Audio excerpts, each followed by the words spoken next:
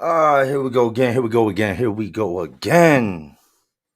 And welcome back to Jay Williams. Let's live life. And we're back. You already know what it is, man. Happy Tuesday. Happy Tuesday. Happy Tuesday to everybody. Give y'all a second. Let y'all get up in here. Nicky Rockwell said he's on TikTok now, too. I am.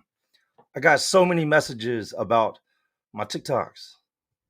My TikToks. I didn't have a TikTok. I had one just so I could watch TikTok, but I didn't have a TikTok. And I'm not gonna lie, let me just be all the way real with you. At first, I thought TikTok was like for kids. Like I can't. This is a kids platform. There's no place for me on there. And then I started watching TikTok, and I said, "Oh no, no, no, no, no! This is definitely where kids should not be. This is not for kids." And then I started looking at myself, and there I was everywhere, but it wasn't me. This one channel, I don't know where it went. This dude had millions of views, millions, just from clips off my videos. Um, Excuse me? But hey, I ain't mad, man. Get it how you live. But once again, excuse me? No, I got to get up in here. So TikTok it is. And it gives me the freedom to get a little away from this, man. Who just wants to prison? Who wants to talk about prison all day? I don't. I don't. I like doing other stuff. I like showing other sides of me. I actually took my hat off in the video and they turned me into a damn chia. Turned me into a chia pet. I'm supposed to be like a Greek god. I turned into the Greek god of moss. I thought I was gonna be like a robot. I was really shocked. I hadn't even done that filter yet. Just like you push the button and it like changes you artificial intelligence, and I literally turned into grass. Kind of a letdown. Let me check the comments out. Can y'all hear me? Copyright your here. Look, that's the thing with TikTok and a couple different platforms. So I got food on to you. TikTok, I can't do anything about it.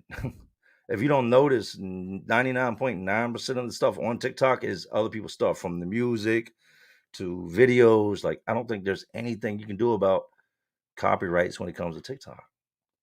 So if somebody wants to take a video of you and put it up there, they're gonna do it. Unless I'm wrong. But I'm also not the dude that's gonna go, like, if somebody's been putting videos of me up, I'm not gonna go copyright it. Like, if you do it on YouTube, yeah, and you're trying to like post my videos and you don't have no content, yeah, that ain't happening. But on TikTok, I mean, all you kind of did was just like you put me in there. And he got a bag too, man. Maybe he needed that bag. If that's he had to be a fan, had to be somebody that's watching. So I ain't but so mad. But TikTok's funny. Hey, I seen a dude on TikTok last night with no nose. Like he wasn't born like that. Like he had his nose removed. Not a filter. Like his nose was gone. Like he could snort bugs out the air without tilting his head back. Crazy. And he had like plant implants. Y'all know what I'm talking about? And his whole face is tattooed black. And then I've seen some people on TikTok that I'm convinced are really demons. Like it seems like TikTok's the place where like the more like up you are in the head, the further you're gonna go. I seen deranged, crazy things on TikTok. And then with females, to be a female on TikTok, here's the recipe to being good at TikTok as a female. As little clothes as possible. And it don't matter what females do. They can chew bubble gum, cut grass, brush their hair. Like there's some thirsty ass dudes in the world that'll just sit there and watch, praying that like a nip slips or something. Like some weird dudes out there. I literally seen this chick and she had like 4,000 people watching her and donating. And she was like literally just sitting there painting her fingernails. She wasn't talking. She was painting her fingernails. But the trick was that she had this little tiny ass shirt on. I ain't about to wear no little tiny shirts, but she had this little tiny ass shirt on. And it made it appear like you could see her nips. And she could have had two raisins in her shirt. Dudes was donating. She wasn't even speaking. Let me get back up in here and check some of this, man. I got a lot to talk about. A lot's happened. Been kind of down and out in the dumps lately, but we had a death in the family. We'll get into all that. Let me get back up top. Let me get back up top. And I wasn't able to put slow mode on. First comment was Big Duo. or double with the eyes. Okay. Checking vids online. Joe J, you're a legend. Appreciate it. Mr. Diddy in the house, the donut destroyer. Warren Worthington, Yo J, good to see you back and live. Nick Rockwell said he's on TikTok now. Doctor said Jay. Steve Passion said yo. Roscoe's Chicken and Waffles said what up, donkey? Yeehaw.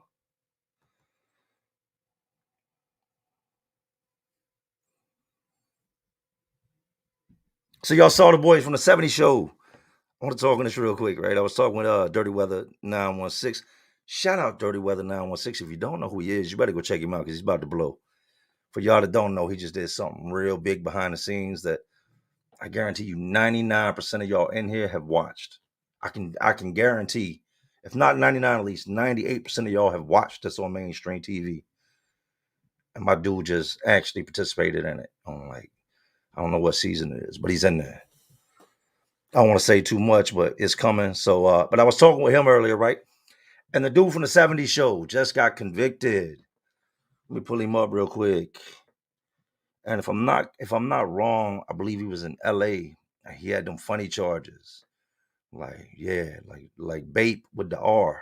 That's YouTube guidelines. That's why I can't talk like I want to. YouTube's real strict. But dude just got convicted. So let's check him out real quick. I wish I knew, wish I was like Zebby. Zebby's super smart with computers, man. I got a crazy setup in front of me, all these monitors. And all I really know how to do is deal with this one. But I'm gonna pull him up real quick and so I can tell you more. Boom. Danny Masterson. Los Angeles, was let out in handcuffs from a Los Angeles courtroom Wednesday and could get 30 years to life in prison after a jury found him guilty on 2 of 3 counts of rape at his second trial, in which church Scientology played a central role. Yeah, that part didn't even, why they would even add that, I don't know. Let me tell you what would happen out here, right? Because it's, from what this says, he's in LA, he's in Los Angeles, which is, I don't know if that's a good thing or a bad thing. I know out here he would be like, you've been in the store and they sell like in the hood stores, they sell chicken and you get to pick your piece of chicken. Like, yo, well, no, give me that one, give me that one. That's what prison would be like for him out here. Soon as guys heard he hit the compound, they would already be saying he's mine. And I don't know no funny business. It's gonna be some dudes on some funny business, but on the aspect of he's a star with a lot of money. Guys are already on the majors gonna be like, nah, he's mine. He's coming in my cell. Because they look at it like Bill Gates is moving in the cell.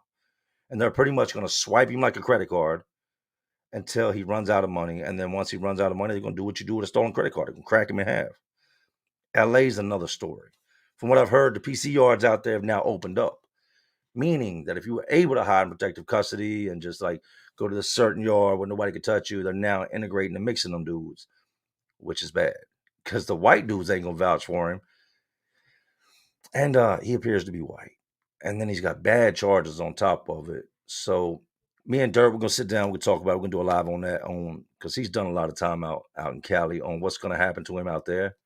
But I can tell you what would happen over here. Over here, like I said, he'd be used like a stolen credit card.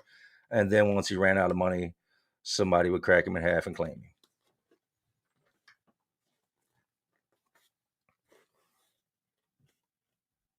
Rossi B said, I never catch a lie. Salute from the UK. Okay.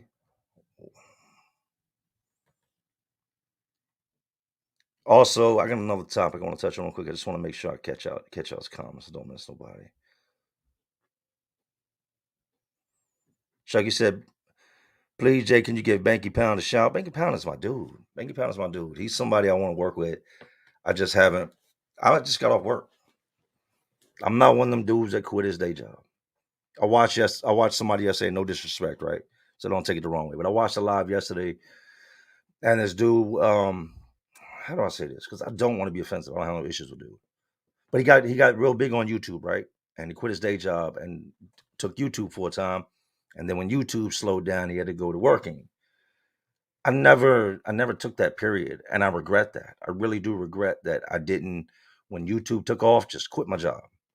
Because there's so many guys that just sit at home all day, sit at home all day, sit at home all day. But I think I'm one of the guys that like I learn from watching others.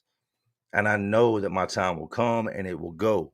So I'm expanding, you know what I mean? Hitting different platforms, thinking outside the box, doing different things. Got the next episode of the cartoon coming out. Got a whole bunch of different series, a lot of collabs, a lot of podcast episodes, a lot of traveling to do. I'm always thinking outside the box. But I could see that dude was bothered with this whole that the YouTube thing had come, gone, and was no longer what it used to be. And I get that. But I'll never get mad at the people that come behind me. That would be like being one of the greats, like being Rakim or somebody in rap, and then saying, screw Jadakiss or Eminem or Pac or Big or any of the guys that did it really big in the game when you were one of the first guys. Guys are going to come behind you and do it bigger and better. And I know that. The thing is it's what you do while you're here. Like you got to make smart investments. You got to, what do you say, capture the moment or to pass you by. But I've never stopped working, and I really regret that. I really regret that. I took off, started YouTube in January 2020, really, really took off in 2021, like COVID era, and have been doing great ever since. I'm not gonna brag, I'm not gonna boast, very humble, but I've been doing great ever since. And I still get up every day and I go to work.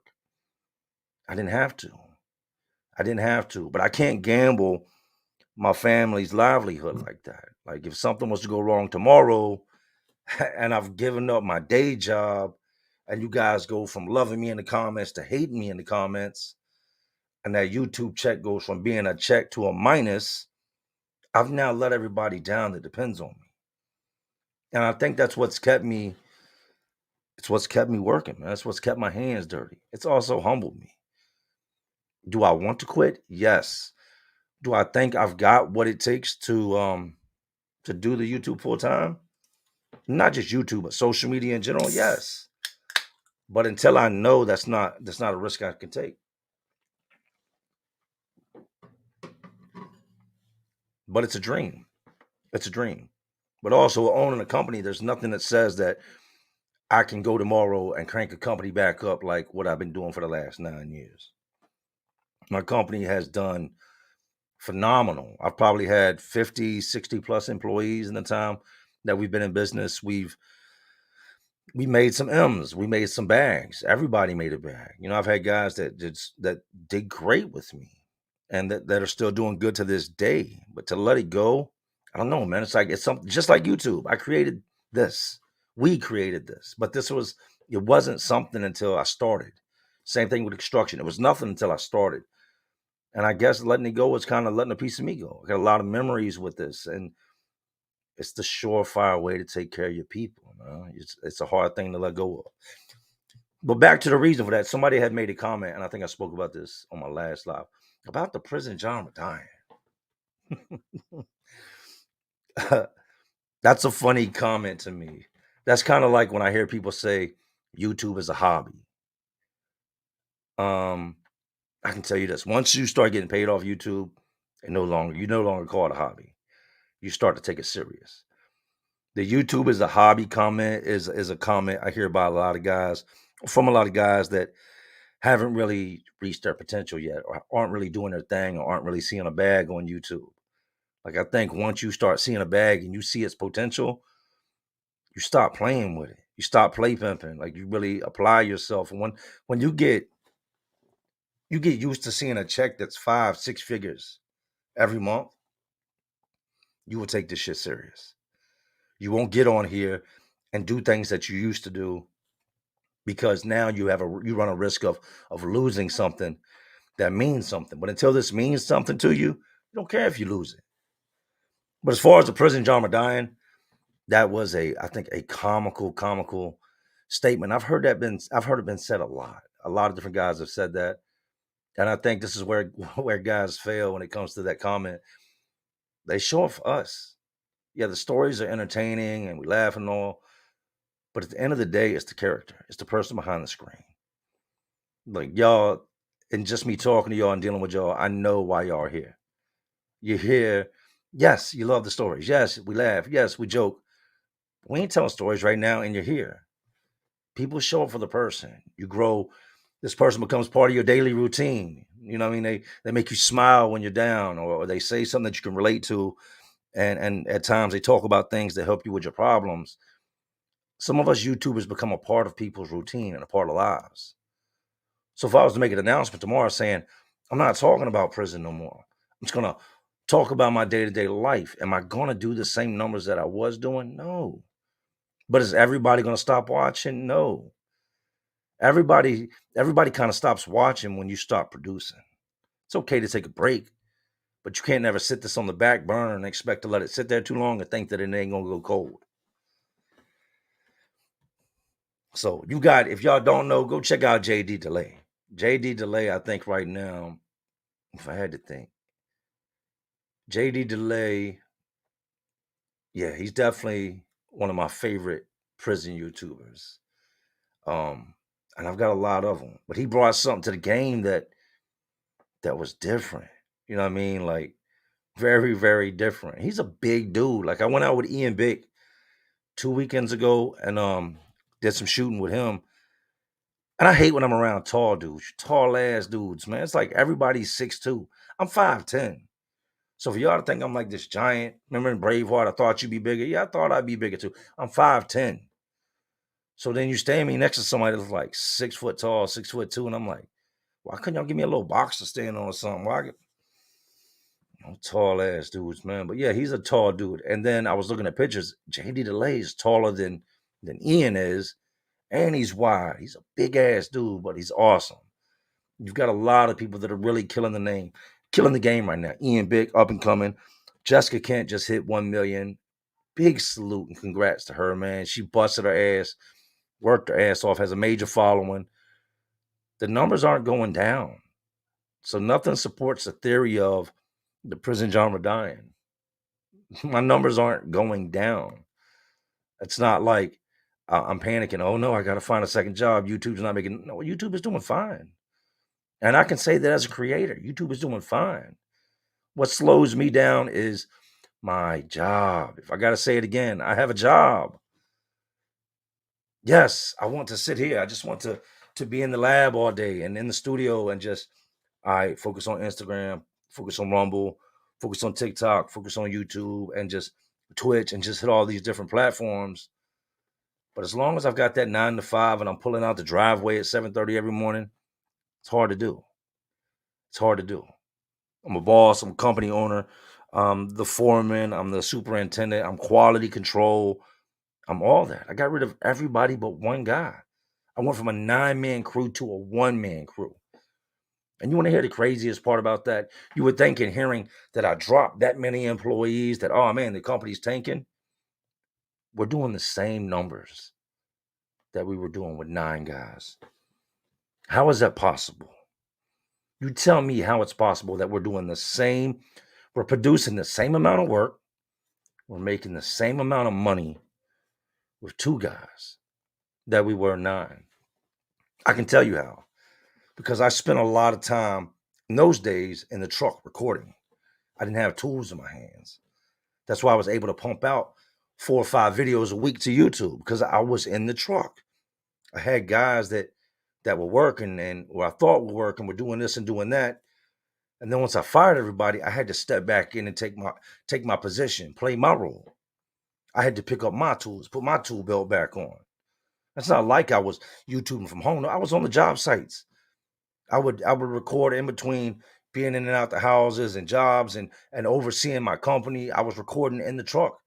But then once I fired everybody, it was like, yo, I gotta either let this go or let this go or maintain both. And I've never been one to quit. So I maintained both.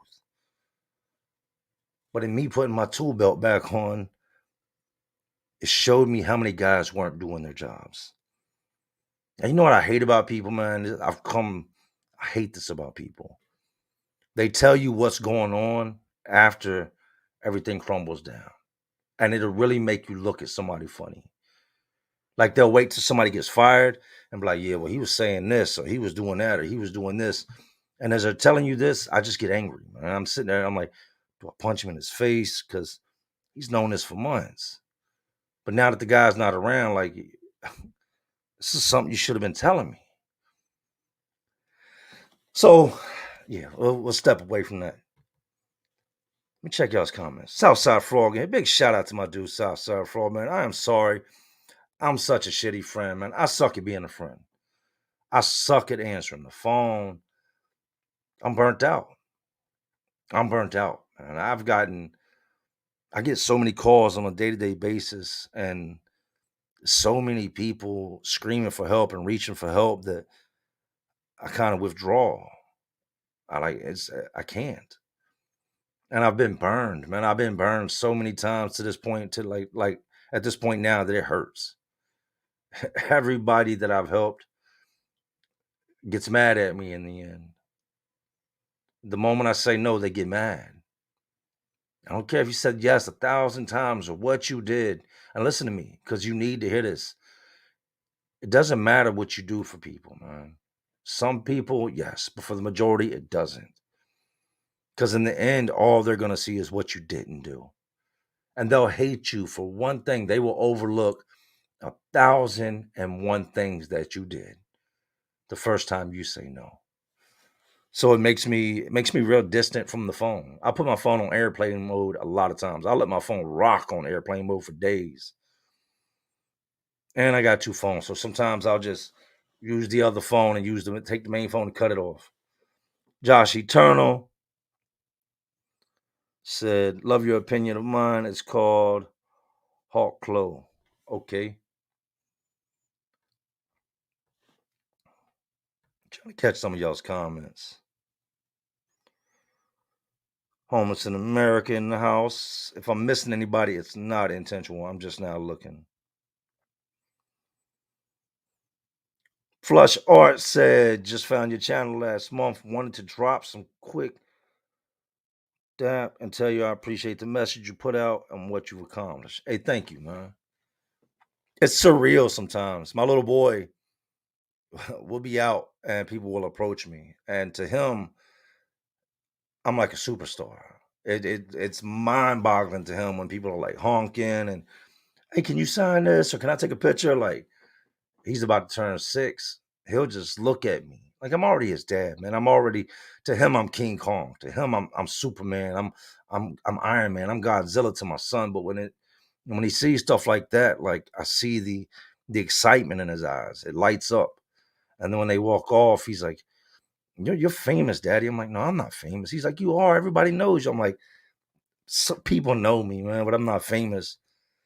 But it is a good feeling that I get so much love when I'm out and about. And it wasn't always like that.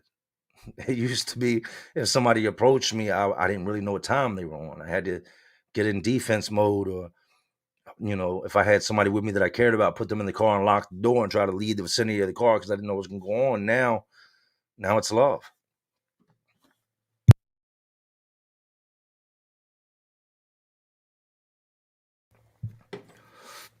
Lucky number 7 said, "AJ, probably isn't the right format, but I was trying to send you a news story.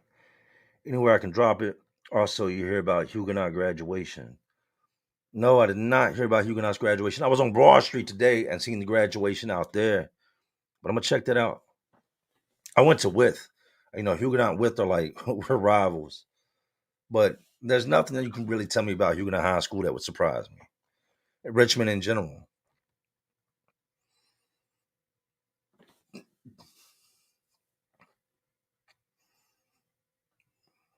I know people I mess with during here, and I'd have missed their comments. He can be like, "He's not paying attention to me. He's ignoring me." No, I'm not ignoring anybody.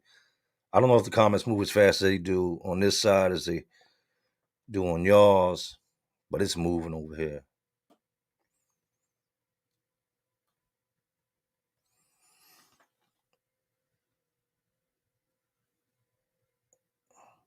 None your business said. See, very good, very good. I shut my business down for 6 months when my mom died. It's been rough getting rolling again.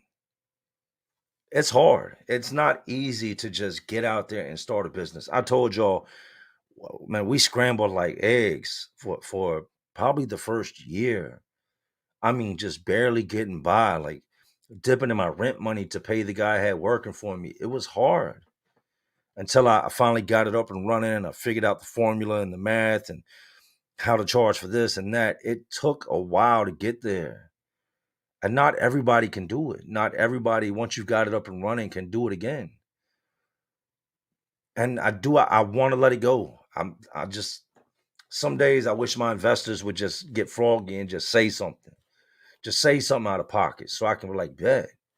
Like, don't threaten me with a good time. Bet. I quit and just walk away. But who knows if I can never get it up and running again. And I'm sorry to hear about your mom, Nunya. My wife just lost her mom. And that's been rough. She's the youngest child, and she didn't she's not taking it well at all. And you know how if you're a mother or a father, man, you know how you are. It's like when it comes to your kids, they can do no wrong. And that was her and her mom. They talked every day. When I mean every day, like I didn't realize how much they talked until after her mom passed and she started going through the messages and like phone recordings. They talked every day, 7 days a week. And it's been rough. You know, this is my mother-in-law, and it's not like when you hear mother-in-law, most people like she was like a mother figure. She was very, very present in my son's life. And I don't even like the way this sounds, but she was pretty much the only like active grandmother he had. He knew her, talked to her all the time. She called, sang, laughed, clapped, wished him good night. Like, and this is all the way across the US, all the way from New Mexico. So her death has been it's been rough, man. And then watching my wife like go through it, I wouldn't wish that on anybody. And there's nothing you can say. What do you say to somebody that lost their mom that was really close to their mom? It'll get better. Ain't nobody trying to hear that. They're not.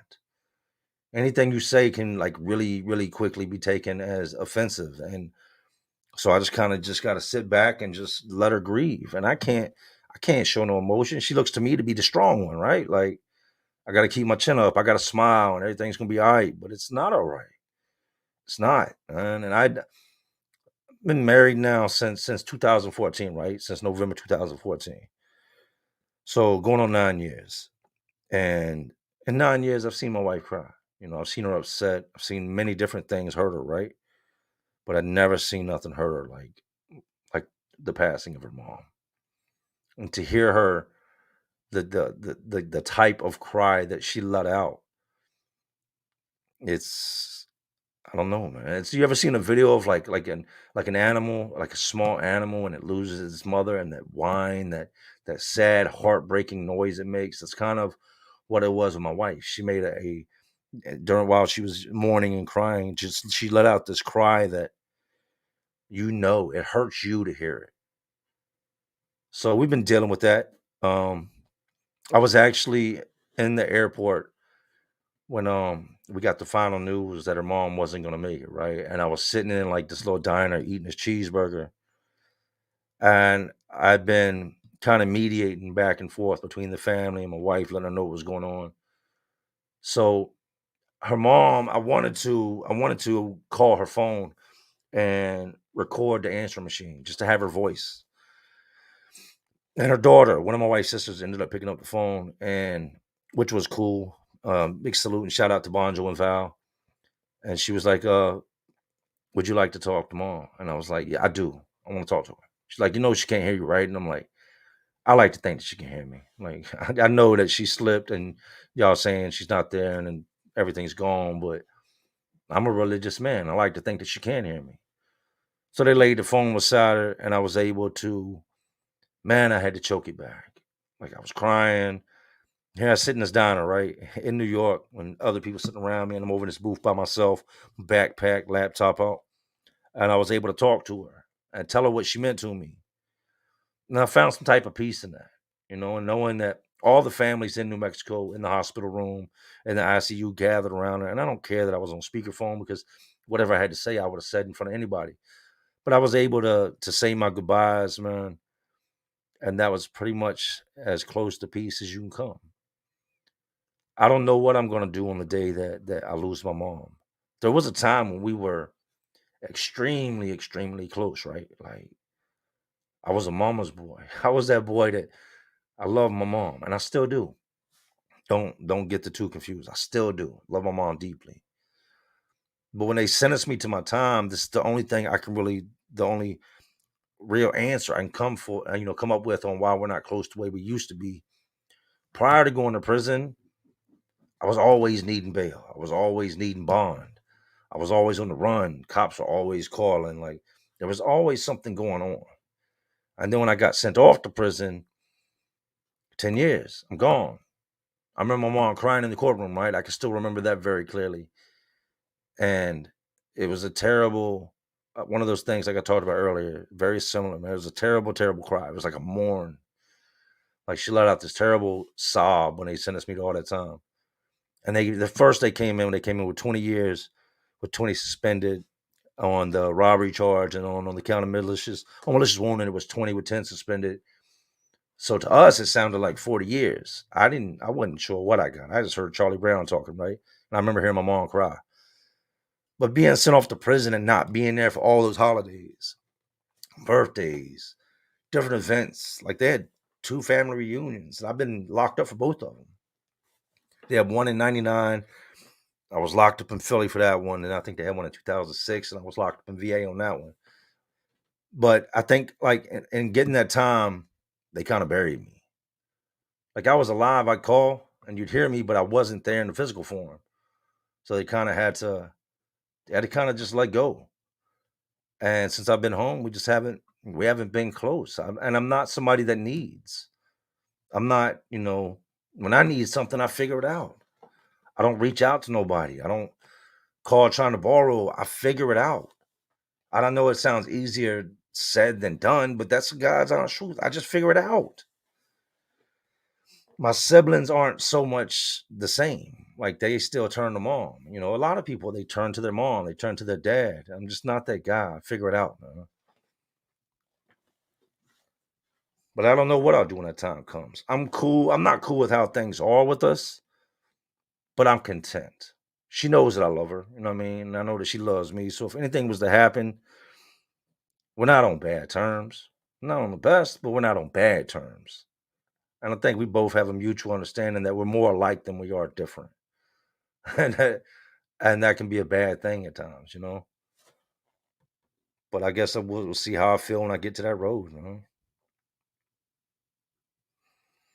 Brandon Hardaway said, "Salute to Jay. You're a big inspiration." Hey, salute and thank you.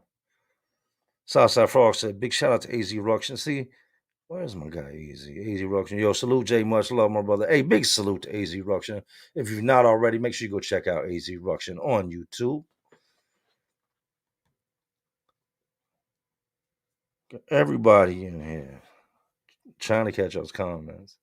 I didn't even plan on going live. The video I had, dude, I was gonna do today was on Peter the Peter Checker, right? And I didn't have time to do the video. So I decided to go live. And for y'all don't know, you know what a Peter Checker is, right? Right? Peter Checker is a dude that watches Peters, like meat gazer, like, or check your package out. You got several different types, right? You got types that might be in a cell with you that when you're over the toilet, like I had a cellmate that used to like shine the toilet, like crazy shine it. So it was almost a mirror. And like I was literally standing there peeing one day and I looked down at the rim of the toilet and I'm like, yo, I see the bottom of my balls. Like reflect that just got me. That definitely just got the video demonetized. But I looked down, I'm like, yo, I can see the bottom of my balls reflecting off the rim of this toilet, right? That's how shiny it was.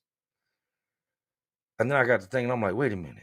So if he's sitting on the bunk behind me and this thing is shiny like a mirror, then he can see the reflection off the toilet bowl of what I'm holding in my hand. That's one type of Peter Gazer. It's the dude that lives in a cell with you that you got a 100% like, hey man, turn on face the wall when I pee. Like you make me feel uncomfortable. Then you got guys in the shower that instead of keeping their eyes where they belong, they, go to rub their kneecap or something and they want to start, gauging and measuring things out. And then you got some jails and prisons that got the old Western style doors on the bathrooms where it's just like the bottom is gone and the top is gone. Sometimes they'll put the shower on the top tiers. And you actually got guys that'll sit out in the day room, like they're nonchalantly minding their business, but the whole time they're cutting their eyes up and looking underneath the shower doors. And we had a dude named Peter that I went to school with. Now, dude was some type of, I don't know what his ethnicity, nationality. I don't know what he was. He was something. He had something to do. I know he had Arabic writing like tattooed on his wrist in red. And in eighth grade, he had this tattooed on his hand. So his family allowed it. It was like something they did within their family. And his family owned this fish market, and they had money. But I ended up in prison with this dude, man. And this dude got the name Peter the Peter Gazer because he used to legitly like sit out at the table all day, like he was reading books or magazines, and would spy on you. And I ended up getting, well, I'm not gonna say I got into it. I slapped him in the mouth with my towel because I dropped my rag. And once you drop your rag or your soap, it's dead. You're never washing yourself with that again. Kick it to the corner, do whatever. But I dropped my rag. And I'm like, damn. So I reached down and I picked this rag up with the tips of my fingers because the shower in prison in jail that place is like the equivalent of a trash bag that comes out of an abortion clinic. It is nasty in there. Like you look down at the drain sometimes and the drains are clogged because dudes be in there doing their thing, right? So you wear shower shoes, but if that rag hits the floor, like if you put that on your face, you're guaranteed that like 2 or 3 other faces will grow onto your face if you touch your face with that rag. That rag becomes impregnated the moment it hits the ground. Do not touch it. So I pick it up with the tips of my fingers, right? And because if not, the shower's going to clog up. The drain's going to fill up, and I don't want stuff in here floating and stick it to it. So I just put it outside the shower and dropped it. But when I leaned down to pick it up, I was looking at the door and I seen Peter looking at me. Like this dude, like was composite sketching me in his mind. He was down there like checking, like fully, like I wonder how many inches. Let me see. Like dude was like straight locked in on me to the point that I saw him, he saw me, and like it was very, very uncomfortable. And he had already had dudes put hands on him before about it, right? So I feel uncomfortable now. Now I feel violated. Like I need them to take like some type of kit, or they need to like something needs to be done. I don't feel right. I feel I feel dirty. I feel filthy. You know what I mean? Like it puts the lotion on the skin type thing. I felt nasty. So as I'm standing in the shower, I'm like, man, I can't believe. And a lot of times we would take a sheet with us and hang it over the door to cover that bottom section. But the guards on the shift were dickheads. And if you hung the sheet on the shower door so Peter the Peter Gazer couldn't see, they walk by and they take your sheet. Then you'd be a sheet short. So I'm standing in the shower and I'm like, the more I'm thinking about it, I'm like, man, I can't believe he tried me like that. I've been here a while, and I went to school with this dude. We weren't cool like that in school, but I knew who he was. We rode the same bus. He'd seen me when I got to fighting with this dude named Herbert one time. Hey, salute and rest in peace to Herbert Chenault. But he was on the bus with me and Herbert fought. So I'm like, this dude knows I'll beat his ass. So as I'm drying off, you got the buttons you got to push in the shower. You got to keep pushing the button to keep the shower on. It'll run for like 30 seconds and it'll cut off. So we would shove a spoon in it to keep it running. I get my towel wet, right? Put my clothes on, come out, I'm in my boxers and my white shirt. And he comes up, like, when I'm coming down, when I'm walking down the tier, I'm looking at him and I see him looking up at me and he's like shaking his head, no. I'm like, why are you nodding your head? No, yes, you did it. And so as I'm coming down the stairs, he's coming up the stairs. He's like, look, man, I wasn't. And I just rolled the towel up and slapped him. Pow! And the end of the towel was wet. And I've seen sting marks where like the towel hits you and it'll sting you, but the towel hit him in his lip and cut his lip.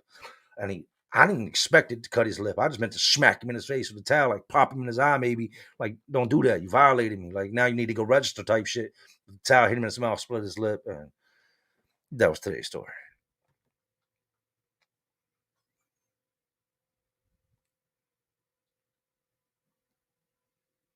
John Hepburn say, Jay, salute from Brooklyn. Hey, salute to you and Brooklyn, man. Much love to NY.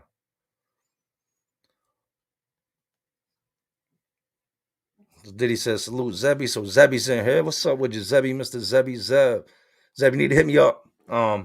Pretty sure I still got your number, but you know I broke my phone, so I got 2 phones floating around. The other phone came back to life.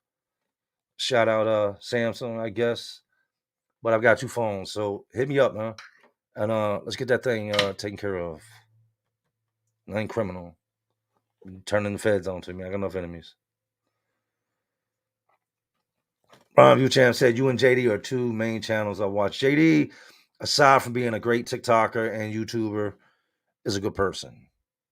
He's somebody I can vouch for, man. JD, I've spent a good amount of time outside of YouTube talking with JD about real life shit. Him and AZ Ruction, Diddy as well, bunch of different guys. But I've had some good talks with JD, man, and we're very like minded on a lot of things. And he's passionate about what he says. He's not just a character that comes on YouTube. A lot of guys are characters, like they're really just like characters. Like they become somebody else on YouTube. Now, dude is really who he says he is, man. And he's funny as hell. Just he's another one of them tall ass dudes, man. I'm not taking no more pictures with tall dudes. Because y'all make me look shorter than I am.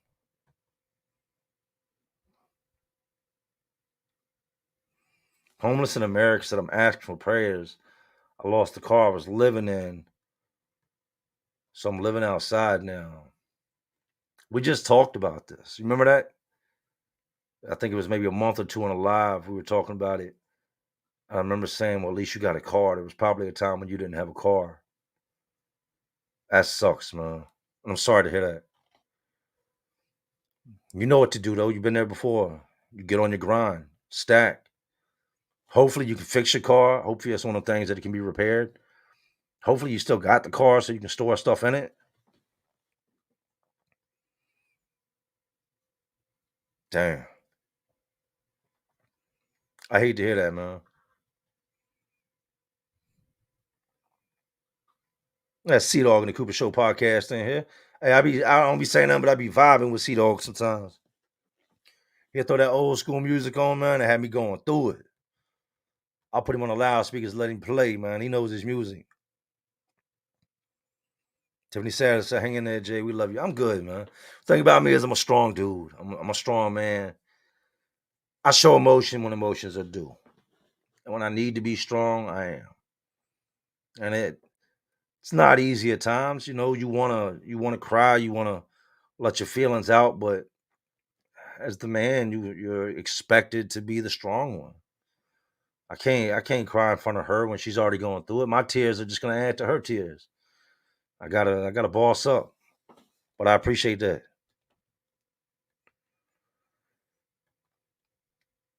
Base improved jams, so that's a fact. He been a long time watcher. Presto Strange Thugnificent says salute J all love from B Philly A. Salute to you. Much love to you, Philly and all the 215. North Philly in the house. Okay. Hey, North Philly, we used to go out there and cop boat, right? And Southwest is let's be real, man. Philly is just a monster in itself. You got all different parts, but I remember the first time I went out to Badlands, and you're a North Philly cat, you know the Badlands. Yeah, I was with this nut ass dude, right? He was from VA, and he came up there, and he drove up there, and he's like, "I want to cop some wet. I want to cop some wet." If you're not from Philly and you come into Philly with any type of not understanding of what Philly is, you can lose your life real quick, right? But this dude comes to Philly, and he's like, "Where we can get the boat at?" So we say, "Yo, we'll take you out to Badlands, man." So and the Badlands is it's these apartments. It's a part of Philly. It's just bad out there. It's called the Badlands, right? Used to be stickers everywhere. I don't know if they still are. But we pull up on this one block where dudes used to get wet and shit. We used to go out south, but then we started going up north, right? I wasn't a constant boat smoker, but they had like some of the best boat.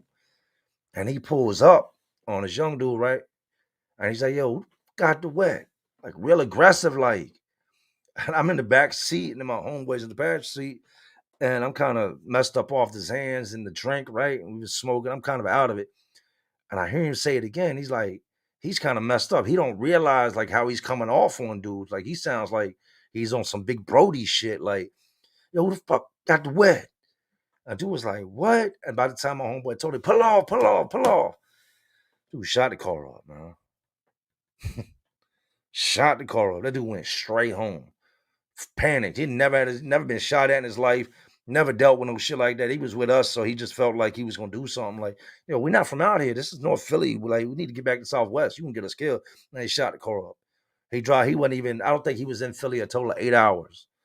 He dropped us off the crib and drove back to VA with his window shut out. Like stupid ass.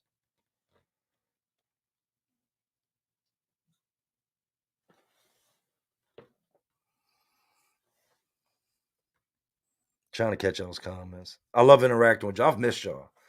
I hate not posting. When I don't get to record, man, I swear my day feels empty.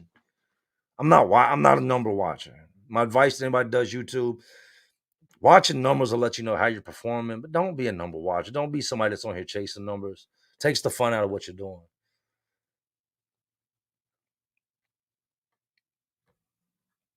Make sure y'all go check out Homeless in America, man.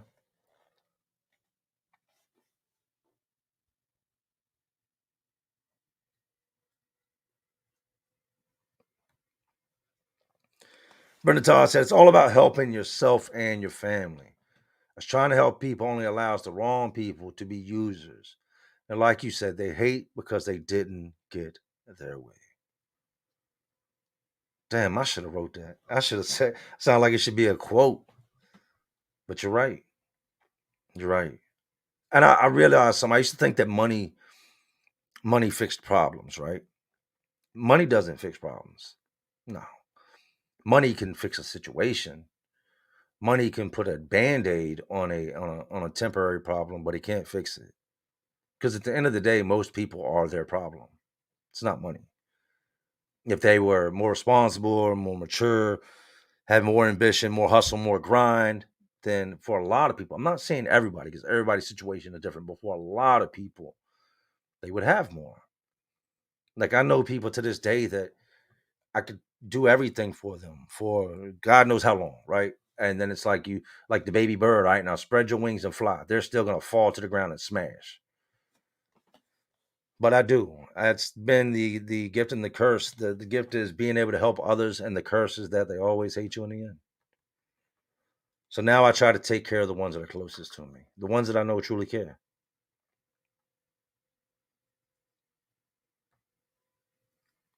Yeah, 7 people hit outside graduation of Richmond. What was this today? We did a nonprofit not long ago, right beside Huguenots, man. I got to see Huguenot High School shooting.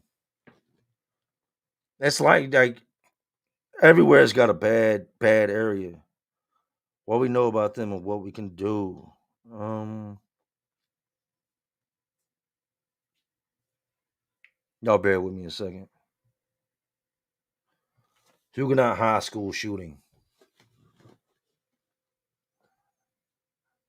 Oh, this is 3 hours ago. Multiple people sent to hospital after mass shooting. 13 people were injured and 2 people are in custody following reported shooting situation in all Tria Theater. Wow, I passed by there today, man. That took place during the Huguenot High School's graduation ceremony on Tuesday. That was off Broad Street. Today's the Altria Theater is off, if I'm not mistaken, Broad, and they had traffic backed way up. And they had a lot of cops out there, but that's pretty normal. I think I passed by there, it was like 2 o'clock. The following injuries have been confirmed as a result of the shooting. 7 people shot with 3 life-threatening injuries, 4 with non-life-threatening injuries. 2 people were injured by falls, 1 person hit by a car, 3 self-transported to the hospital for anxiety. Let me tell you something about Richmond, right? And about Virginia in general. A lot of people think shit's sweet. You got to remember, there's ghettos, there's hoods, there's bad parts of every state in America. And if I'm wrong, please tell me the state that ain't got a hood in it, that ain't got bad people in it, because I think every state does. The problem with Richmond and Virginia in general is there's so many guns. When I mean there's guns, there are guns everywhere. Like the last house we were living at, I remember going to the grocery store and a young boy was walking down the street with an AK on his back. And not a Draco. I'm talking a full size, like Chinese pre-banned AK-47 strapped across his back. And in VA, that's legal. You can do that as long as you're not a convicted felon. Everywhere you look, somebody's got a gun. Dudes ain't fighting no more out here. They're not. If you can get a fight out here, you got lucky. Everybody's expecting you to shoot. So if you get to arguing with somebody out here 9 times out of 10 before it even escalates to the point of throwing fists, somebody's just going to up the pole on you and start shooting. And I can guarantee you that's most likely what happened today. It was probably not a mass shooting. It wasn't. I don't think it was anything that was tended to like take out a bunch of people. No, most times it's this crowd and this crowd, or this dude and this dude, and then there's a large crowd of people, and they just start busting. Like, we're dealing with the nonprofits, I was able to meet some different people, and I met a couple of different mothers that had lost children, a couple of different fathers that had lost children, and all of them pretty much they had a very similar story. You know what I mean? When it comes to their kids, most of their kids were innocent bystanders. I met this one lady who lost her little girl down a hillside. I think her girl was 5 at the time, and she said all this shooting was going on, and it was normal until she heard a window break. She's like, it was normal to hear shots out there until I heard a window break. She said, and I didn't think nothing of it. She said, I didn't think it was our window. It didn't sound like it was one of our windows, but it was. And then she went upstairs and found her 5-year old. And this was a shootout that took place 2 blocks over, man. But yeah, I'm sorry to hear that. My heart goes out to anybody that was affected, man. Much love to Richmond, to 804. Today's events. It's crazy because I was just through there, and I was prepping for this. I missed all that.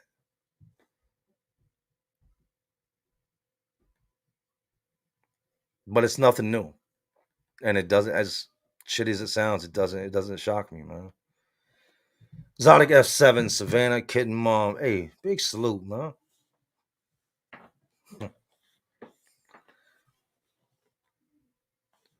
Jay Frost says shooting up graduation is ridiculous. Prayers to the family. Like I said, most likely they weren't shooting up a graduation.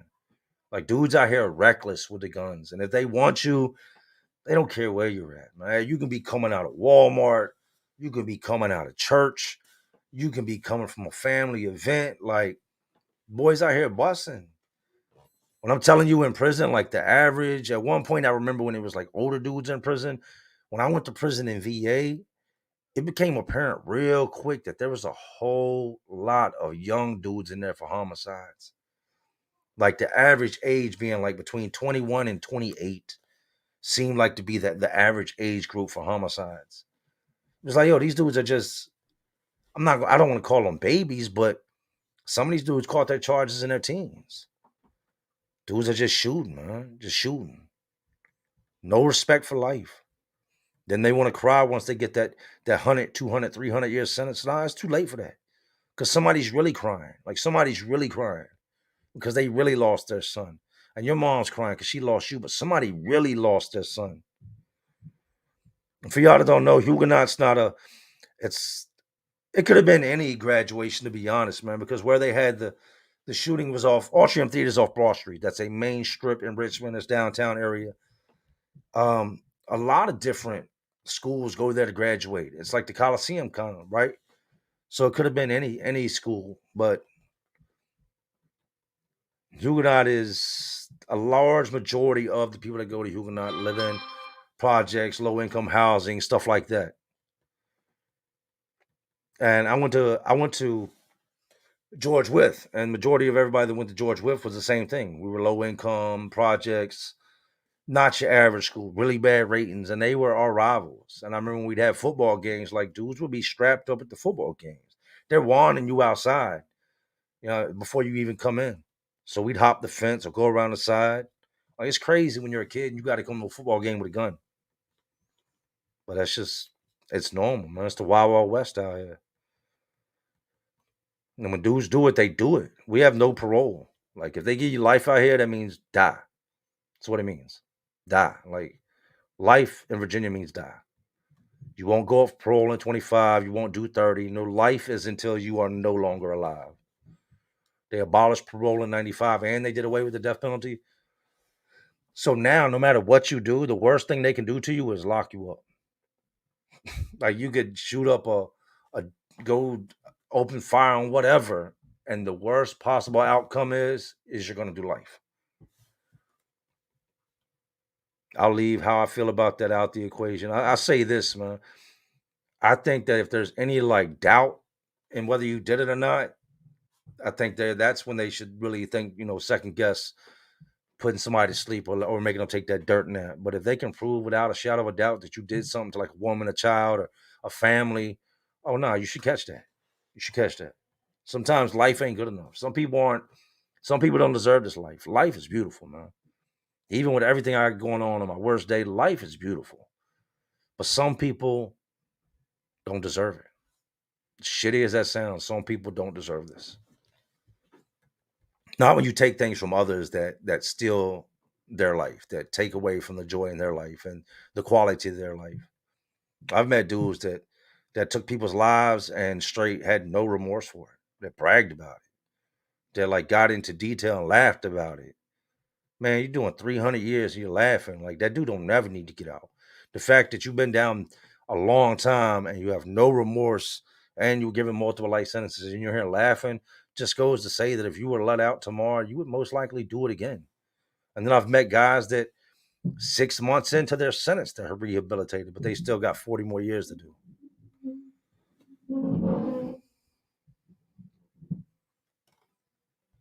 Justin shoots his bow. I hope Big Lance got his stuff together. I talked to Lance the other night, man. Lance is doing good. He's doing his thing. He's working. Um, thing about Lance, he'll be honest with you. People say he won't. He'll be honest with you. He'll be honest with me.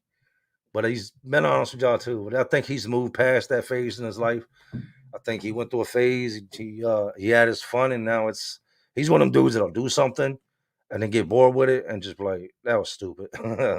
Like an old video game and put it down and not come back to it. And that's where I see him being at.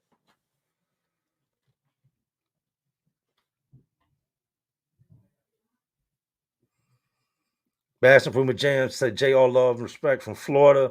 Love to shake your hand someday. Hopefully you can get down here soon. We're gonna do a lot of traveling this summer. Definitely got Disney, Florida, going west. We have a whole lot on the agenda for the summer. So I'll definitely. And one thing about me is when I'm out there, I'll drop locations. I let people know I'm at. I'm not gonna have my kids and wife with me just because there are some people that not wrapped all the way tight. But once I hit Florida, I'll 100% say, hey, that's where I'm at. Pull up. You know what I mean? Let's link up, say what's up, show some love to the Floridians. I'm not a dude that just pops in and pops out. Not my style.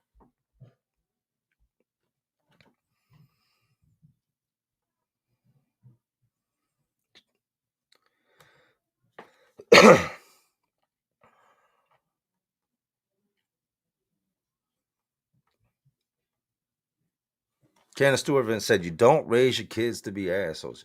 You know, one of the biggest problems is, Candace, a lot of people aren't raising their kids. They're not. That's the sound of the battery. A lot of people aren't raising their kids, man. Not like they should be or like they used to be. Gotta make sure. I don't know why it's telling me check my battery, but we're gonna do that. Oh, that's why. Because this ain't plugged in.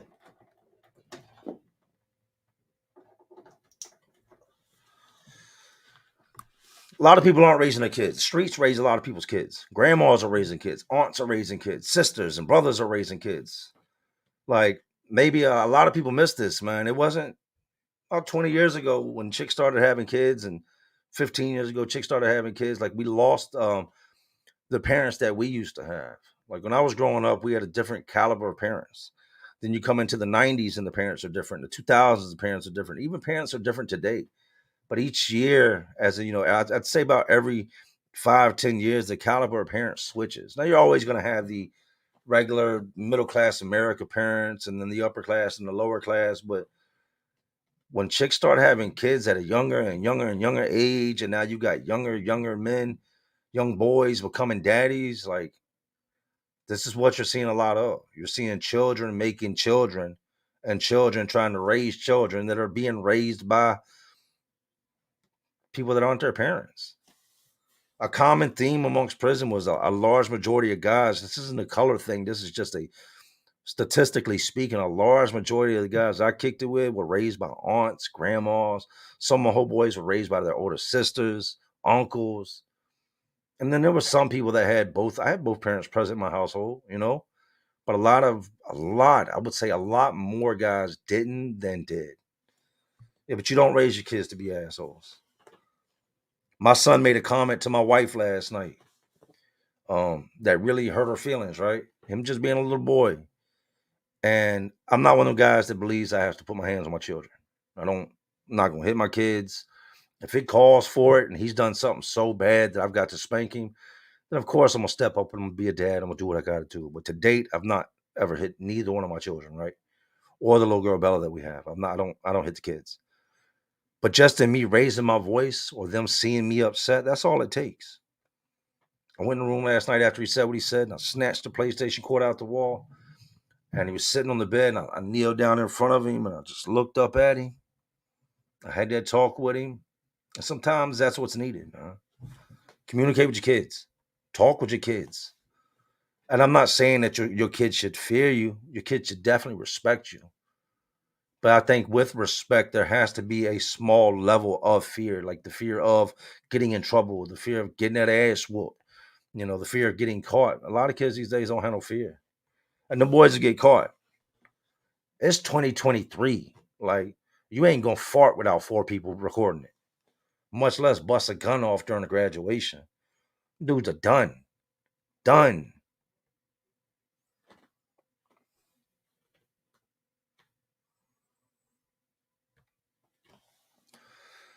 Samantha Cone said, I don't know if you would actually see this comment. Yes, I saw it, and I understand. I'm a woman, never been to prison. As a 24-year-old, you inspired me and turning my life around. I'm employed now.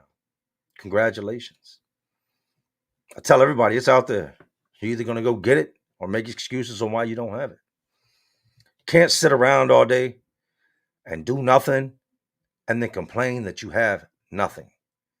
That don't make sense. You got exactly what you worked for. Nothing. You got what you earned. Nothing. If you don't get out and do something, you're going to see it. And even then, a lot of people get out and they bust their asses every day just to get by, just to make enough money to get by. It's hard to get by, but they make it happen.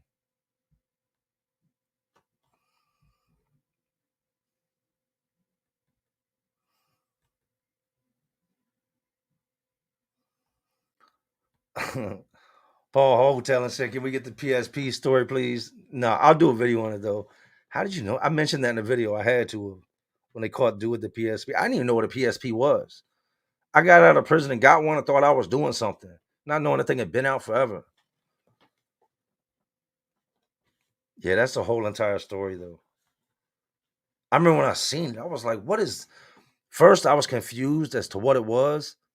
And then I was mad that he didn't let me know he had it because I was close to dude. Like, so I was really pissed off. I'm like, yo, you had that in your room the whole time? Like, one of the things that makes your eye twitch? Like, you had a PSP? Like, I'm over here bored to death watching reruns of Breaking Bad and and you next door playing what? You know how long it's been since I've seen a video game?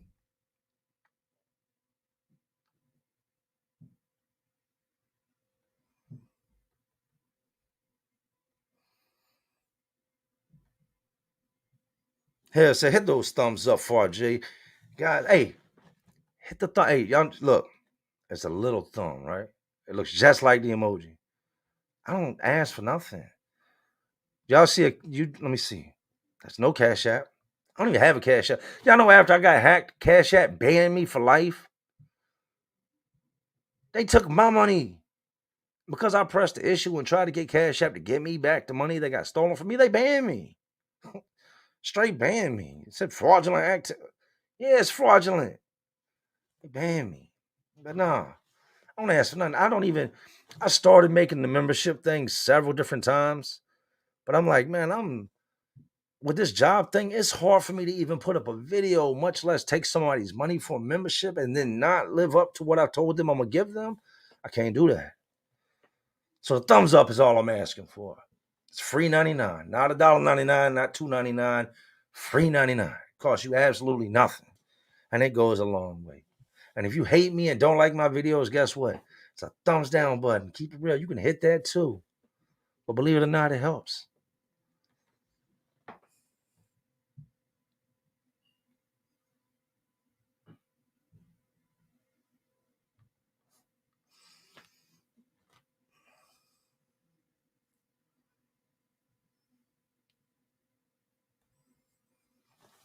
Darth Helmet said, real friends are there when things are bad. Anyone can be a friend when things are good or convenient. That is the reason as you get older, the smaller and smaller your circle becomes. I agree. You get wiser as you get older too, though. You accept things when you're younger, like you accept and deal with a lot more than you would once you get old. Like if you're 14 and your homeboy smashes your girl, you're like, man, you a punk for that. You know what I mean? But if you're 40 and your homeboy smashes your girl, you're going to prison. You know what I mean?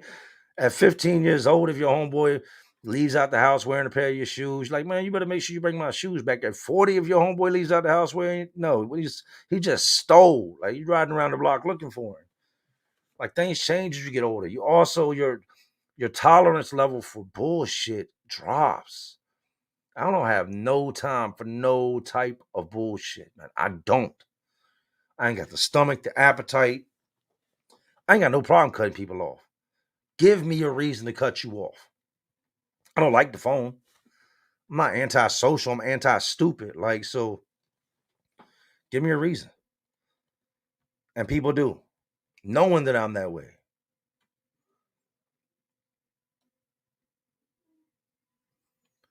Okay, Mr. Breadwinner Rugen here, Broker Home Podcast in here. He said Southside Frog, amen to that. For y'all don't know Southside Frog, that's my homeboy, man. He's been on the show a couple different times on some lives back in the day. He'll tell you, man, trying to get me on the phone is like, it's like trying to find that pot at the end of the rainbow. It's like getting a picture of the real Bigfoot or the Yeti. Like, I'm just not a I'm not a phone guy, man. I wish the phone, I think one of the worst things that happened is the phone. Like, we should have kept it beepers and pay phones.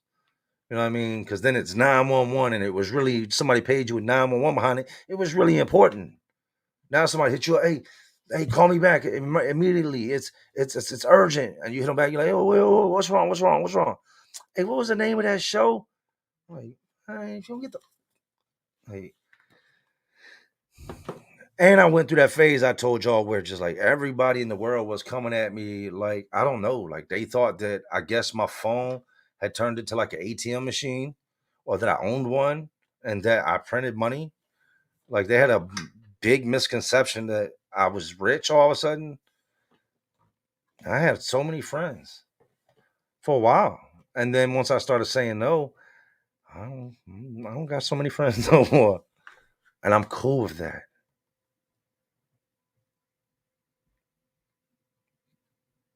Let me check this comment out.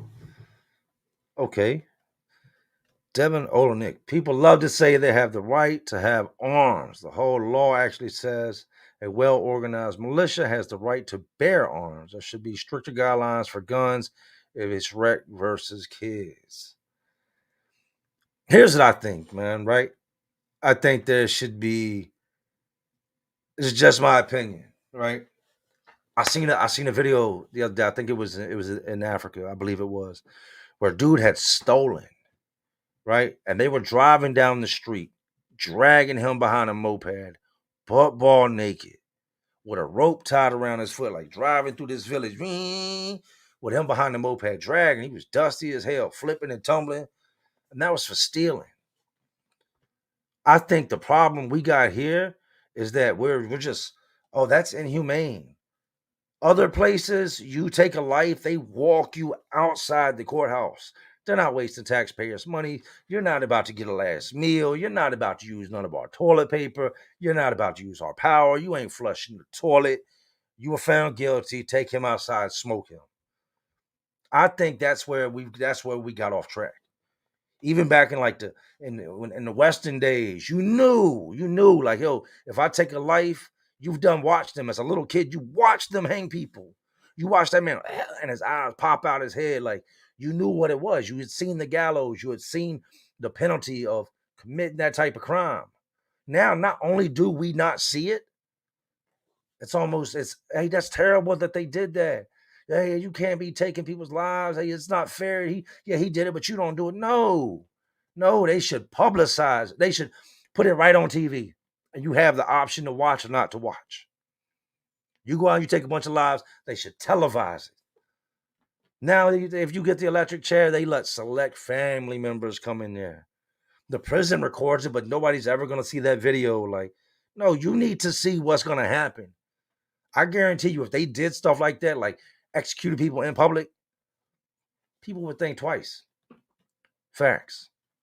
But knowing that the most that's going to happen to you, especially like in Virginia, is that you're just going to go to prison the rest of your life, where you can go join a gang and you can just do this or do that, and that's the worst to come. speaks for itself, man. We need harsher penalties. Guns ain't killing people. Guns are not killing people. They're not. Because in other countries where they don't have guns, knives are killing people. And if you take all the knives away, sticks will be killing people. Next, it'll be we need to get rid of the rocks. Rocks are killing people. The guns, people are killing people. You ain't never sat a gun down and came back and that bitch moved because it went and killed somebody. Never. Bad gun. That ain't never happened. Now, people pick guns up, they accidentally discharge. That goes back to irresponsible gun owners. People pick guns up and used them and went outside and did with them, did whatever they did with them. But I mean, if you lean an AR in the corner right now, I can promise you this: it's not going outside to do anything to anybody. And at this point, we got so many guns on the streets in America that it was a money game. Like everything here is about what we can sell, what we can make, what we can spend a penny off of. Guns everywhere. See what Timothy Draper said? Look, he said in the UK it's knives, which are the problem rather than guns. But both are shitty. Them boys running around with big ass knives. Like, I don't know. I'd rather deal with the guns. I'd rather deal with the guns. I'm not trying to have 6 people jump me with knives. No, I'm good. Everybody you know has got a stab mark. No.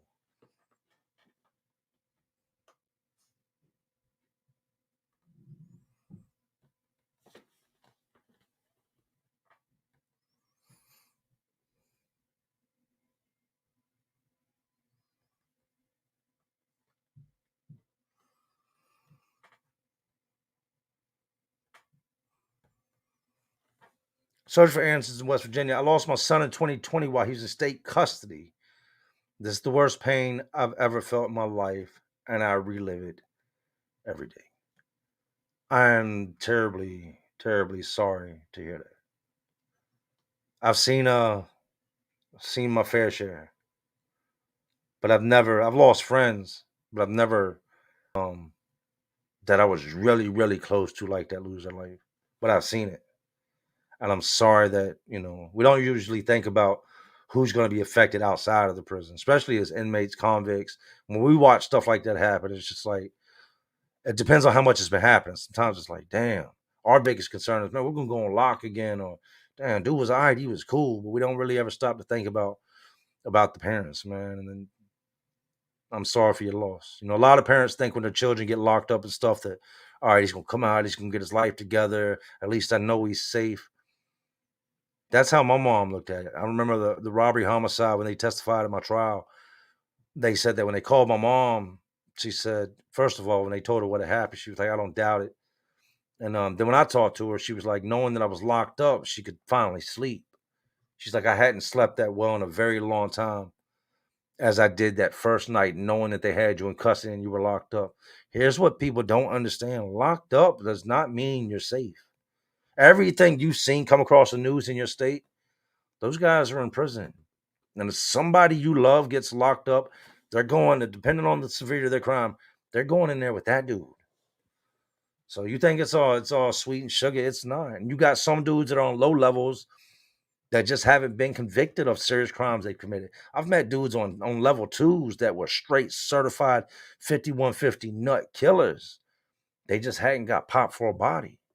They got caught with a gun, but the cops didn't really know what they had done. But these dudes are just, would get out and then later on get caught for stuff. But yeah, my heart hurts for you. I'm sorry to hear that. No parent should ever have to bury their child.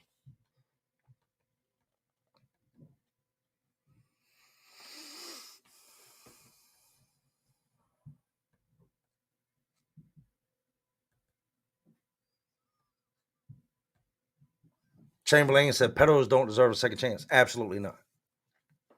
I don't think there's no reforming. We had out here, they used to civilly commit them, right? I told a story on David Bickley. He was getting ready to get out. And like, David, you see this, you are a whole entire piece of trash. You can pull him up. Lives in Orange County, Virginia.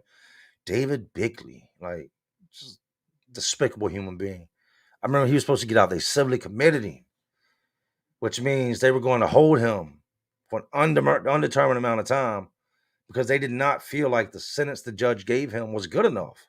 The state intervened. It was like, oh, hell no, you can't let him out. What you mean y'all gave him 2 years? Like, he's grinning with a crayon and coloring book underneath his arm, leaving. Like, what y'all think he's gonna do? Dude was twisted. And they say so. He said, "What does civilly committed means?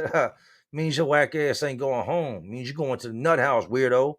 This dude was one of, out of all the guys I ever met or come across, he was only one of two guys that I ever met that said they did it. All the other weirdos all proclaimed to be innocent. Nobody violated nobody. Nobody. They're all innocent. But I do agree. They don't deserve a second chance. That's not a mistake. You can go through a phase where you get hooked on certain drugs, or you're drinking, you steal a car, you break into a house. Damn, that was stupid. That was dumb. I can't see where being under the influence of anything could ever make you look at a child like that. That's something that's in you. Because I've been blacked out drunk. I've been, higher than giraffe pussy, and I ain't never, ever, once, ever had any type of sweet shit cross my mind when it comes to a child. There's something wrong with your wiring. And I don't think there is no second chance for those dudes. They are the definition of lock them up and throw away the key. I see them dudes get violated in prison and run down on. There's no sympathy, especially once you find out like what they're actually in there for. If somebody gets a hold of them, you hear hoo, they get the hooting and hollering and scuffling, and somebody gets the Donkey Kong in the head off the floor. You don't feel bad for them dudes. You don't. You feel bad for the kids. But you'll see how flawed the system is. And I had it happen so many times when I would see somebody that was a repeat offender go home before me. And that shit would it would light my blood on fire. Like, I'm a good person, man. I'm not gonna get back out in society and ever hurt anybody again. I'm a good dude. And I would see this piece of trash get released before me. I would know that within the hour or two, he's gonna be riding in the car, enjoying sunlight. And for me, the crime he committed, there should be no sentence but death or life. Like, he should never get out again.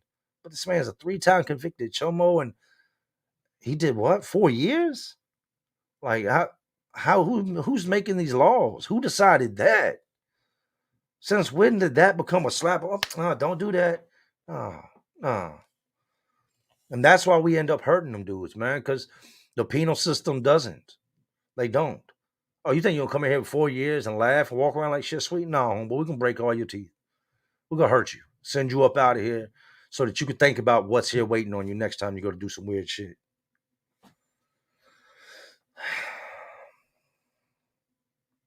Be sick. Hey, look, some people truly are evil. Some make mistakes. Yeah. I've met some evil, evil men, and I've seen the evil that men can do.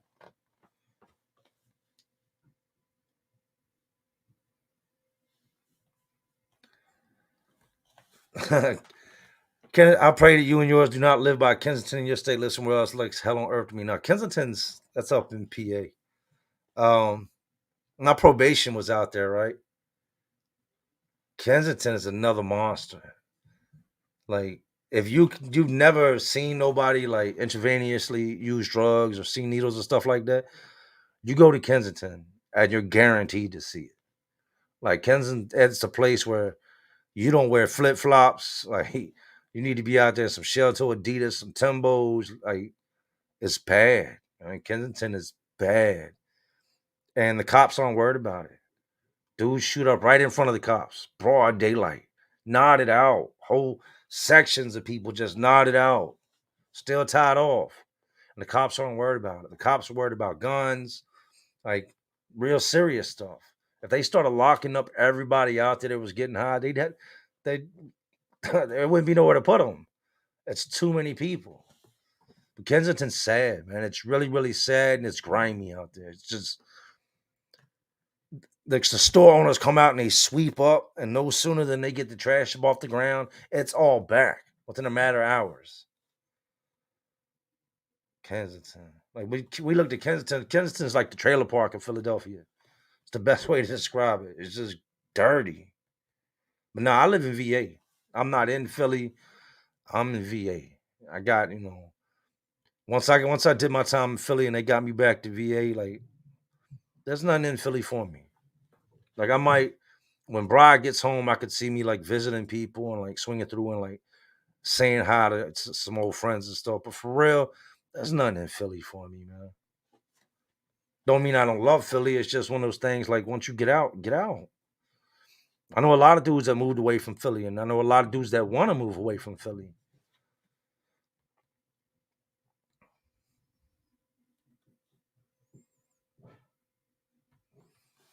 Killer Rolex say you should make TV scripts on your stories. That's what I'm doing with the talking to myself going crazy series thing I'm about to start getting into, where I did the first cell where I was in the first episode where I was in the cell talking to myself. I'm gonna start scripting those and see how I am with imagination and writing.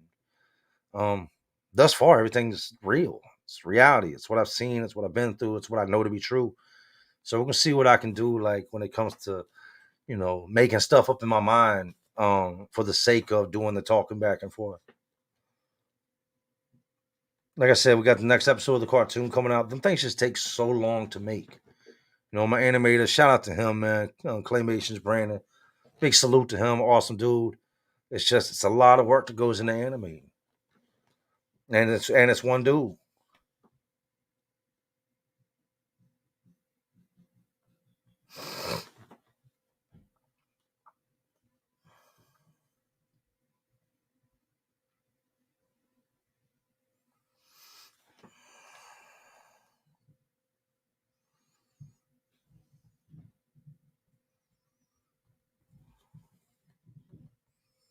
This is awesome, man.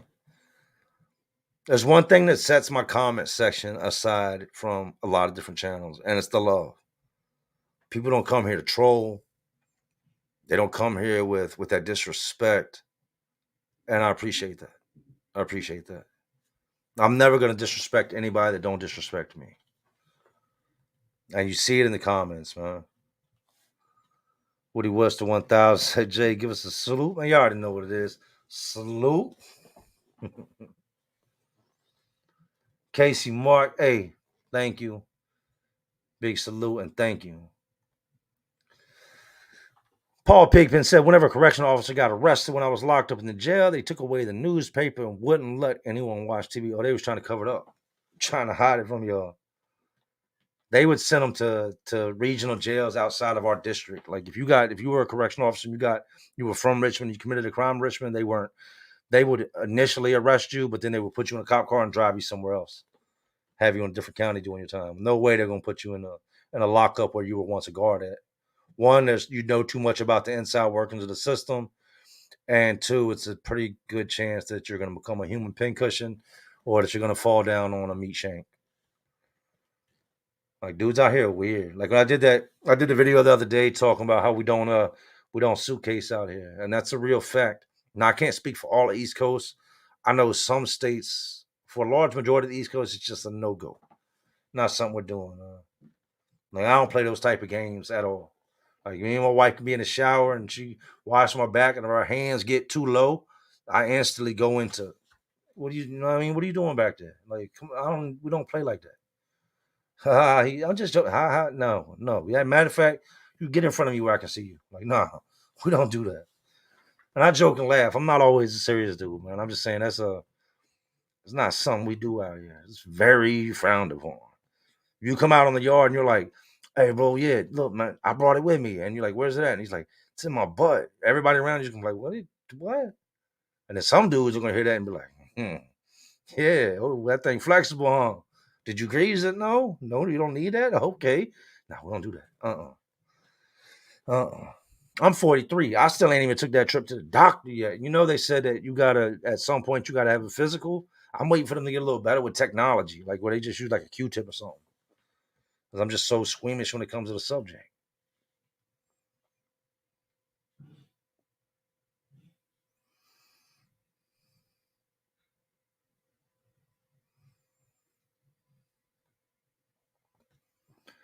Can't store said, yeah, teaches kids that it's okay for big people to beat little people, honestly, is what kids want. I kind of get what you're saying there, and I go with I know exactly what you're saying. I've had that same with my wife, the kind of that conversation where I tell her I'm like, she's like, why don't you? She doesn't say be a man. She's like, you need to be more assertive when it comes to punishing the children. And I'm like, nah, nah, I'm not gonna teach them that when big people get angry, that it's okay for us to hit little people, or that I don't feel like I should punish my children when I'm angry to begin with. You don't punish somebody when you're angry. That's when you hit too hard or you go overboard. Like, no, no. And I think anybody, yes, there has to be discipline in the home, but anybody with common sense should be able to talk to their child. And you shouldn't let your kid get out of control to the point that you have to beat them. Like, that's why at a young age, don't do that. No, sit in the corner. Time out. Like, you teach them. You don't just let them run wild till they're 8 years old and you're like, hey, stop doing that. And the kid's like, huh, I ain't listening to you. Like, who are you? And then all of a sudden you got to club him like the Flintstones. No. Parenting starts at the day your children are born, man. Stay on top of your kids. If not, don't do all that. Oh, I can't believe he did this. What do you mean you can't believe he did this? 7 cats came up missing. Like, your kid is the real life version of Michael Myers. That's brought up in the perfect storm. Like, what do you mean you can't believe he did it? I can't believe he didn't do it sooner. I'm trying to find these 2 dudes I did time with, right? I did time with a set of twins, 2 white dudes. Um, they would be around the same age as me, and they were in Riverside Regional Jail in 2005, right? And I think one of the brothers was a Marine, and I don't think the other brother was. They both might have been Marines, but I know one was.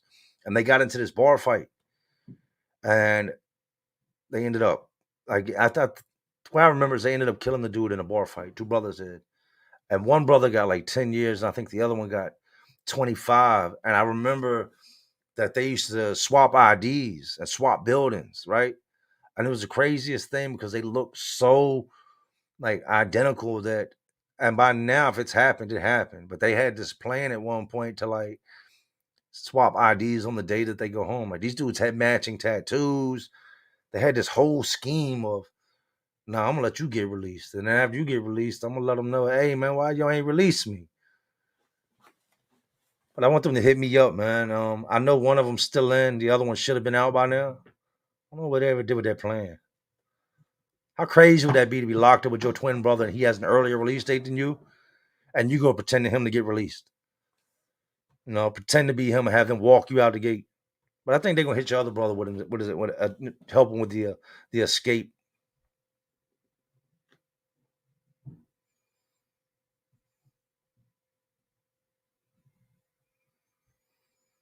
Base improvement said you never asked for anything but a subscribe, and I'm like, that's it.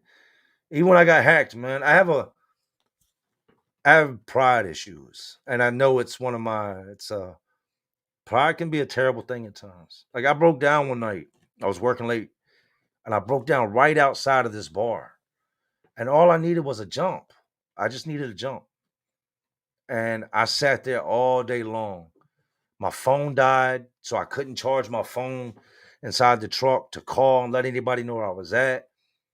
And I watched people go to their car all night long. This is how bad my pride issues are. I couldn't bring myself to ask somebody to give me a jump. That's sad.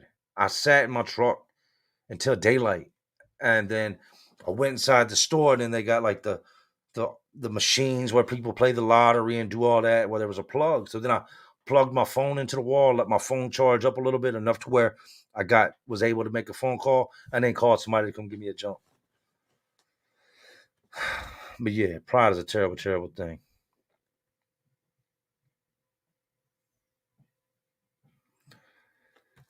Nick said, Jay, you should do a movie about your life like Shawshank Redemption. My homeboy Adam Chewy has actually just finished up season 1 of the screenplay, the script. We haven't really, I think he sent it to, it's a stage called Grammar, where they kind of go over fixing punctuation and stuff like that. And then we'll go from there. I got a lot of ideas. The biggest thing is just, for the longest time, and I had this chip on my shoulder, right? Because I felt like I had to get this shit out the mud. Remember when I started YouTubing, you could not go live. Like you couldn't go live. There was this option right here. Unless you were monetized, you couldn't go live. So you couldn't just, unless you had another channel bring you on and interview you, you had to really just post videos and pray that people discovered you. So things have gotten a lot better, and that's good for up and coming YouTubers today compared to when I first started, right? But I felt some type of way for the longest time of like really dealing with others. Because I'm like, damn, man, when I was nobody and I needed y'all, nobody would touch me. It's like, oh, how many subscribers you got? And it mattered to people. It's like, you ain't got enough subscribers for me to rock with you like that. So I never wanted to, never have I been that way. But I have been for the longest time kind of antisocial. Now I'm doing a lot more networking. And I'll mess with you. If you're good people, man, you ain't gotta have 500,000, 1,000,000 subscribers. I've gone on channels that had 6 subscribers. I've been on panels with guys that only had a YouTube channel so they could come on YouTube.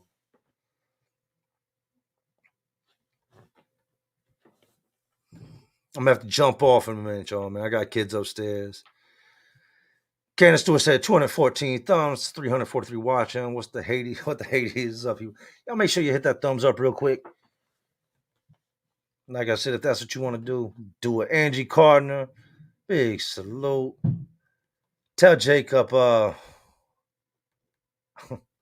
him I said I love him, man.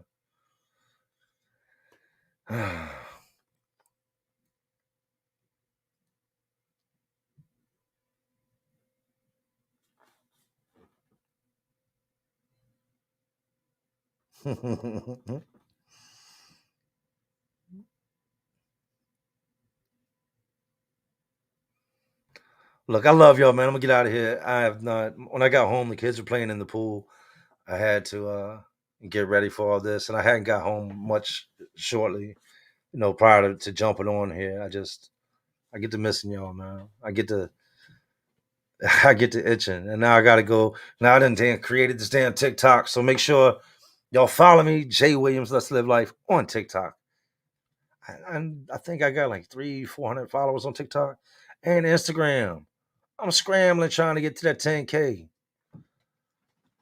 Jay Let's Live Life on Instagram. Jay Williams Let's Live Life on TikTok. I'm gonna stay consistent with both. And as soon as I find out why Rumble keeps putting my videos back on YouTube trying to get me in trouble, once I figure that out, we'll be doing the Rumble thing as well, man. But anyways, jails, penitentiaries, these lives are this crazy world inside of an already crazy world we live in. And as always, y'all know what I'm doing, man. I'm just trying to keep y'all entertained. Oh, you're not entertained? Like always, it says Jay Williams, let's live life. To all my real ones. There are some real ones watching. But y'all still watching me. Man, y'all know how we do. Salute. Everybody be safe, man. R.I.P. Mama Ruth. We love you.